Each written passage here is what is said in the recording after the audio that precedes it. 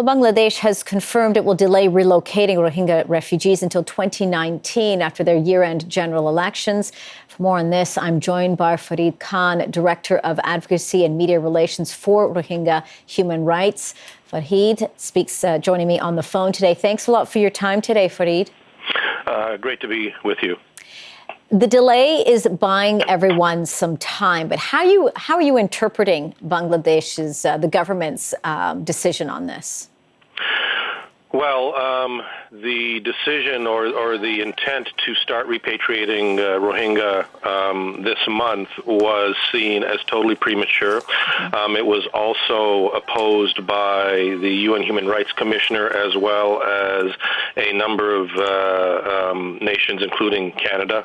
And I think that the fact that there is no guarantee of safety and none of the demands that are being made for the Rohingya and the Rohingya themselves are making for their return have been met. So basically, if they were to be repatriated back to Myanmar, it would be back to the very same conditions that they fled and to the same persecution and the same brutality that they've been facing for a very long time. And as you mentioned, the Refugee Relief Commissioner saying that those needs need to be addressed. So talk to me, what are the refugees in need of? What needs to be put in place before they can be then moved?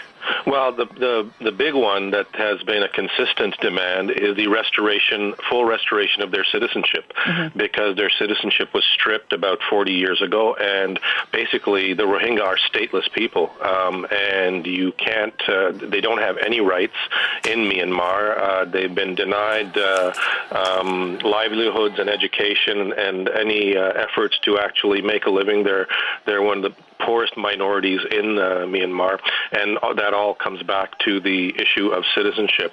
Also, they want to be resettled in their original villages. Right now, this plan to repatriate them would have put them basically in what are concentration camps. And there was no guarantee that they would be able to return to the homes that were destroyed.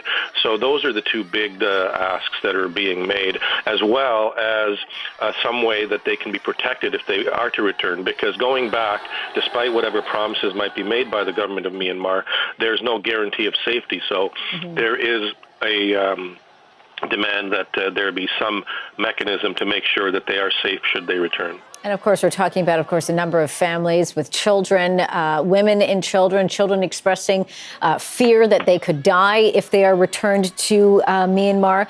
Prime Minister Justin Trudeau, as well as the United Nations, are among those groups wishing to stop the repatriation. What more would you say the international community needs to be doing in order to help these people? Well, the issue of bringing to justice the perpetrators, not just individually, but the state of Myanmar as well. So there is a process underway right now at the International Criminal Court to bring to justice the military leaders, but there are civilian leaders who have been complicit in the genocide that's still ongoing, and that includes the de facto leader, Aung San Suu Kyi. In addition, Canada and other nations need to invoke the terms of the Genocide Convention, the UN Genocide Convention.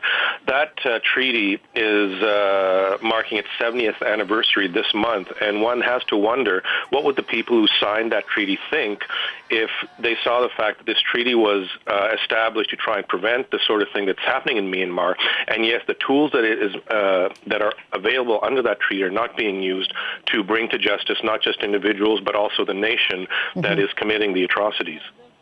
We're going to have to leave it there for now. Farid Khan is the Director of Advocacy and Media Relations for Rohingya Human Rights. Farid, really appreciate you taking the time to speak with me today. We'll continue to follow this. Thank you. Thank you very much.